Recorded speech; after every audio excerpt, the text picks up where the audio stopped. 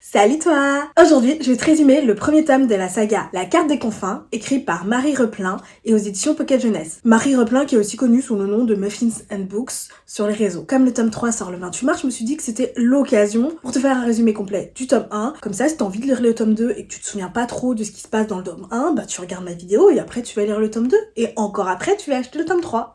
Voilà, me remercie pas. Donc, comme j'imagine que tu l'auras compris, je vais spoiler. Je vais vraiment tout spoiler. C'est un résumé complet. Donc cette vidéo est réservée à ceux qui ont déjà lu La Carte des Confins ou ceux qui s'en fichent royalement d'être spoilés. Je sais qu'il y en a. Excuse-moi parce qu'à certains moments, il y aura des changements de moi-même et peut-être du cadre, je ne sais pas, même si j'ai essayé de coller au mieux. Parce qu'en fait, il y a eu un problème dans l'export et impossible d'exporter certaines rushs. Donc du coup, j'ai préféré refilmer, je me suis pas pris la tête. Donc tu verras peut-être la différence. Désolée, j'espère que tu m'en voudras pas. C'est parti! Le célèbre et accessoirement beau gosse capitaine de l'Avalon, Blake Jackson, veut un compas magique. C'est pourquoi il va prendre rendez-vous dans un bar avec la célèbre receleuse et accessoirement belle gosse, Cali, qui se trouve détenir le fameux compas magique. C'est une jolie rousse qu'il arrête pas de traiter de gamine alors qu'il a lui-même 22 ans, et à qui il n'a aucun problème à faire du mansplaining avec ce que lui appelle un compas marin et que elle dit que c'est une boussole. C'est exactement la même chose en vrai, et je rappelle que c'est à elle en fait, Elle sait probablement mieux que toi à quoi sert et comment s'appelle le truc qui est à elle qu'elle essaye de te vendre. Donc tu vas arrêter avec ton mansplaining à elle. Comme elle est un minimum intelligente, elle a pas le compas sur elle et elle propose à Blake de se retrouver le lendemain et là elle aura le compas. Elle propose tout ça à Blake en lui pointant un flingue sous la table, prêt à lui éclater les robignoles. Ça lui ferait pas de mal à ce macho complètement sexiste à mon avis. Mais le lendemain, oh malheur, le quartier grouille de garde, il y en a partout. Parce que Blake, pour le coup, est un petit peu plus con. Il s'est fait avoir par le mec qui lui a organisé son rendez-vous avec Cali.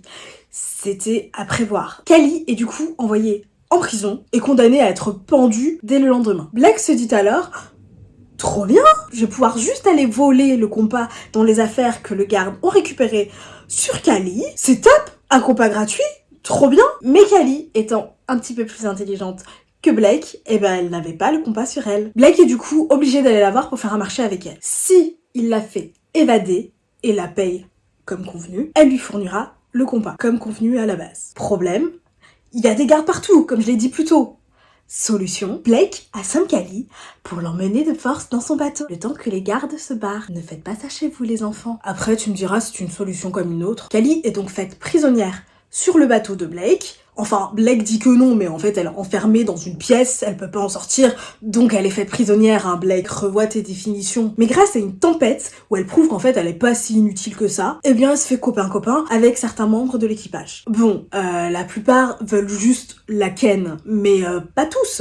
Pas tous, il y en a certains, comme par exemple Bold, qui est un petit peu le papa de Blake, qui est en fait un petit peu le papa de tout le monde sur le bateau, on l'aime bien. Et d'ailleurs, sache qu'il a son propre tome de La Carte des Confins qui lui est consacré. À un moment, Blake et Cali décident de retourner sur la terre ferme pour aller récupérer le fameux compas. Après quelques moments de dragouille, et après avoir effectivement retrouvé le compas, ils se séparent mais sont chacun de leur côté retrouvés par des gardes. Ça valait la peine d'attendre sur le bateau parce qu'en fait il y a autant de gardes qu'avant, ça servait à rien en fait. Cali parvient à se barrer et à échapper des gardes. Blake pas tout à fait, puisqu'il se prend une balle dans la cuisse. Heureusement Cali est là, elle le sauve et elle le ramène sur son bateau. Elle a visiblement le syndrome de Stockholm parce qu'elle décide de rester sur son bateau. Enfin, dit-elle, jusqu'au prochain port. Ouais. Elle donne comme excuse, parce qu'il faut bien trouver une excuse, on va la reconnaître en ville, blablabla, mais non, on sait tous qu'elle veut juste rester sur le bateau parce que Blake lui a tapé dans l'œil. On a compris Cali. Pourquoi Blake voulait le compas? Parce qu'il est censé le mener au truc qu'il désire le plus au monde. Et c'est quoi le truc qu'il désire le plus au monde? Ken Cali. Non, c'est pas ça. Trouver la carte des confins. Comme le titre, il le dit, la carte des confins. En gros, il va être le premier à naviguer par-delà la barrière d'île. Enfin, tu sais, Blake, il va être le premier et le meilleur dans tout, C'est un petit peu un de ses traits de caractère, Je veux être le meilleur et le premier. Voilà, c'était Blake. Mais bon, imagine-le un petit peu plus sexy quand même, Parce que là, ça donne pas trop envie. Malheureusement, le compas ne fonctionne plus. Enfin, il indique quelque chose qui peut aider à retrouver la carte, mais pas la carte en elle-même directement. Faits divers, mais qui peuvent être utiles pour le tome 2. Je sais pas, je l'ai pas encore lu. 1. Cali a plein de tatouages magiques sur le corps pour éviter d'être localisé. Par qui? On ne sait pas encore. 2. Blake a été conçu d'un viol et son papa a probablement laissé des bâtards un peu partout. 3. Dans cet univers-là, les gens pensent que la Terre est plate et que s'ils vont trop loin, eh ben ils peuvent tomber. Enfin, les pirates sont un petit peu originaux puisque eux pensent qu'il y a d'autres choses derrière ce qu'on ne voit pas et que la Terre n'est probablement pas plate. Je ne sais pas qui a raison ou qui a tort. Dis-le-moi en commentaire. En chemin, il rencontre d'autres pirates. Josie Meads, la capitaine du Siren Queen, qui semble avoir un passé avec Blake, si tu vois ce que je veux dire. Et du coup, il y a un petit peu de jalousie quand même entre elle et Callie. En vrai, après discussion, en fait, elles s'aiment bien. Ça se pourrait, chérie, que je t'aime bien. Après quelques pensées misogynes de la part de Blake, je comprendrai jamais les filles, elles sont ennemies, puis amies, pour un rien. Et un relooking de Callie, façon nouveau look pour une nouvelle vie. Ma chérie, tu es magnifique! Josie embrasse Blake en lui souhaitant tous ses vœux de bonheur pour Callie et lui et en lui disant qu'elle espère que ça se passera bien, tout ça. C'est sûr que c'est la meilleure façon de l'encourager à pécho une autre fille, de le pécho en le faisant. Bravo Josie, bravo. On apprend au passage que Blake oublie les meufs instantanément dès qu'il les a ken. Décidément, c'est un bon bougre celui-là. Je sais vraiment pas ce que Callie lui trouve. Franchement, elle ferait mieux de partir avec Josie là. En plus, elles ont un équipage uniquement constitué de femmes. Je suis sûre qu'elle serait beaucoup mieux là-bas. Il rencontre aussi Tulle, le capitaine du Black Gold, qui est vraiment très très méchant. Ils font un concours de bites, de bonhommes. Toi, c'est stupide. Non, c'est toi qui es stupide d'abord. Non, c'est toi d'abord. Non, c'est toi. Voilà, en résumé, c'est ça.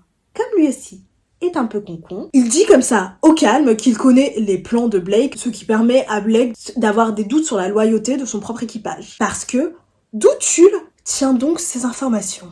Je ne sais pas.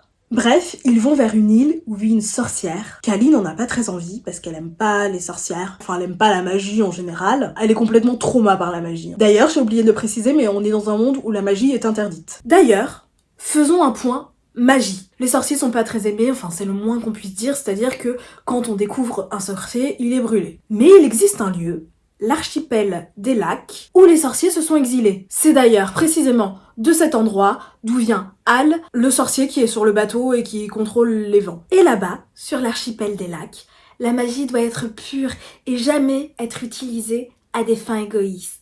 Longtemps avant l'histoire, notre histoire, là, celle qu'on suit, tout le monde avait des pouvoirs. Puis, c'est devenu de plus en plus rare d'avoir des pouvoirs, et les gens qui n'avaient pas de pouvoir avaient peur de ceux qui en avaient. Ça a justifié le fait qu'ils les aient tous massacrés. Je parle de ceux qui n'ont pas de pouvoir, qui ont massacré ceux qui ont des pouvoirs. Mais certains ont quand même réussi à mettre leur essence dans des objets. C'est les artefacts magiques actuels, enfin actuels de cette histoire-là qu'on suit. Certains ont renoncé à leur humanité et à leur enveloppe corporelle pour devenir le pouvoir à l'état pur. Aka les ombres. Plus tard, certains hommes sans pouvoir ont trouvé le moyen d'en invoquer. Et pourquoi Callie est complètement trauma? C'est parce que son papa, c'est le sorcier noir. Et quand je dis noir, je veux pas dire noir comme moi, tu vois, je veux dire noir méchant, très très méchant. C'est ce type-là de noir dont je parle. Un méchant, enfin tu sais le type de méchant qui se balade tranquillement avec la tête d'une sorcière qui a aidé sa fille, ou bien qui pend les ados de 15 ans que sa fille a décidé d'aider, enfin tu sais, voilà, ce type-là de méchant, quoi. Blake,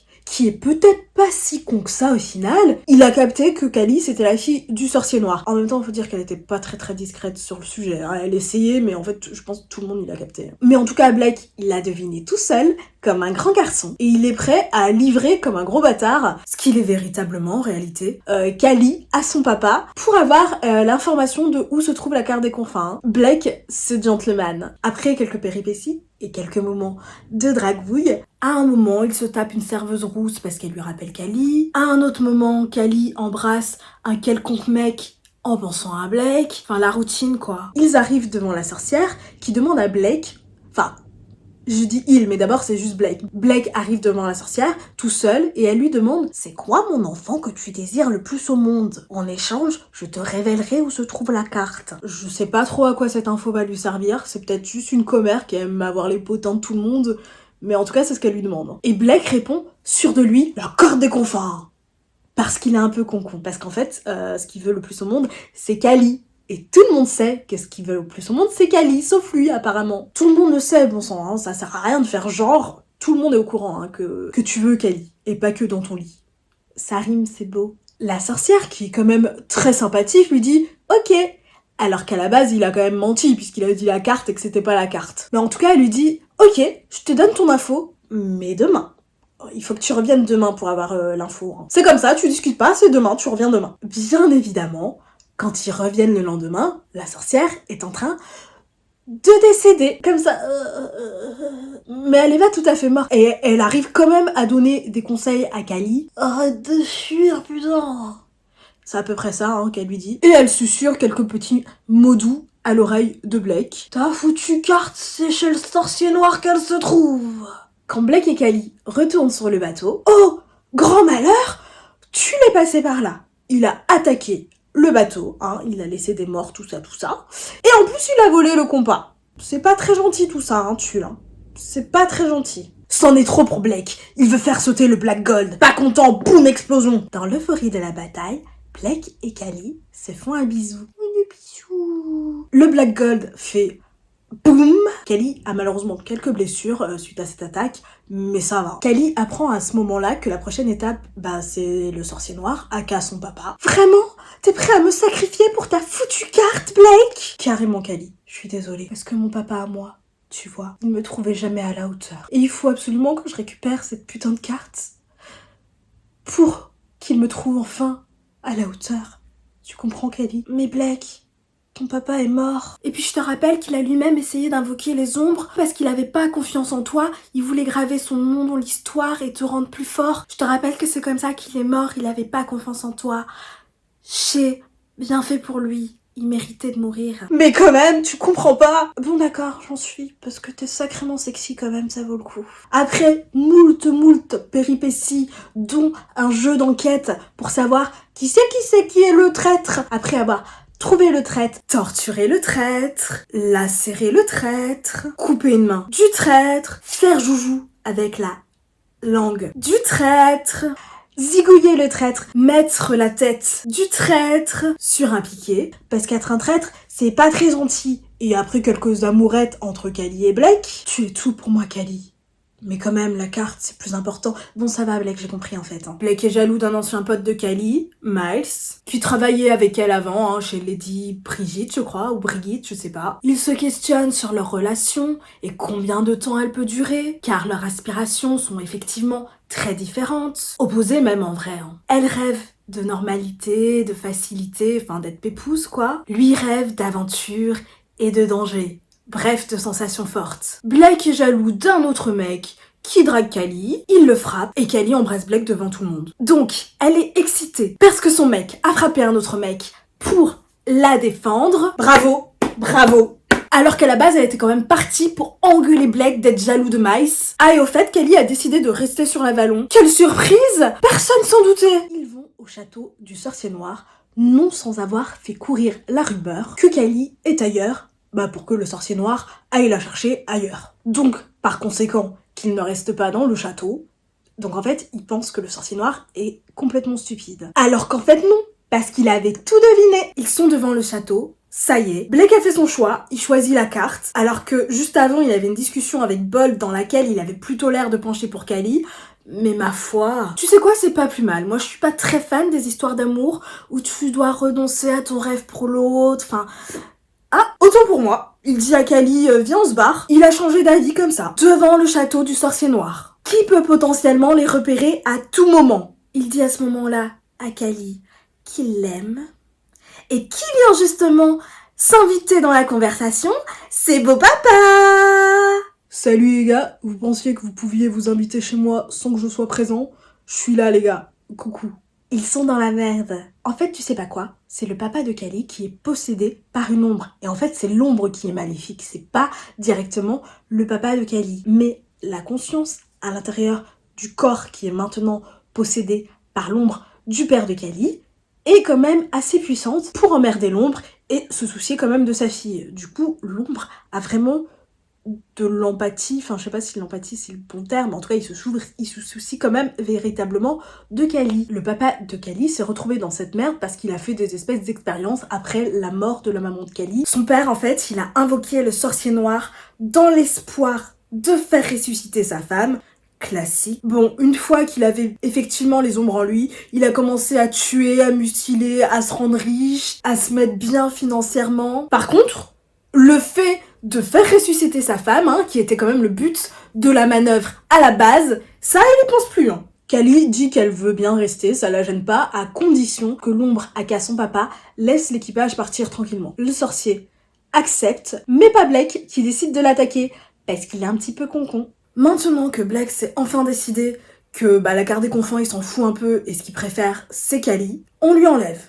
Fallait se décider avant, couillon. Blake et le sorcier noir font un petit duel à l'épée. Le sorcier noir se bat sans toucher la sienne, au calme, les mains dans les poches. Puis il tente de torturer Blake, qui d'ailleurs ne crie absolument pas pour faire son bonhomme devant Cally. Non, en vrai c'est pour qu'elle ne soit pas hantée par ses cris. Kawaii. Il meurt pas uniquement parce que Cally, c'est le moment qu'elle a trouvé pour crier « Je t'aime, Blake !» Il serait mort en fait si Cally n'avait pas supplié pour sa vie. Hein. Heureusement qu'elle est là pour couvrir ses arrières parce que lui tout seul, c'est pas ça. Hein. Heureusement qu'il est sexy. La conscience de son papa dit à Cally « Oui, tu sais quoi Cally, il suffit de lire les inscriptions qui sont écrites sur ce médaillon comme ça l'ombre elle part de mon corps et on est débarrassé. » Et elle est là « Mais non parce que si je fais ça tu vas mourir toi aussi. » Il est là « Oui mais si tu fais pas ça, tous les autres gens que t'aimes ils vont crever, donc il faut choisir. » Cally obéit et lit la fameuse incantation, mais en fait, c'était un piège depuis le début. Non. Suite à ça, c'est désormais elle qui est prisonnière des ombres maléfiques. Fin. J'espère que cette vidéo t'a plu. N'hésite pas à liker, à partager, à t'abonner et à commenter. Si jamais tu es resté jusqu'à la fin de la vidéo, tu peux me mettre soit un petit emoji compas, soit un petit emoji tête de mort parce que c'est des pirates et voilà, pirates tête de mort, enfin moi ça me fait penser à ça. Des bisous.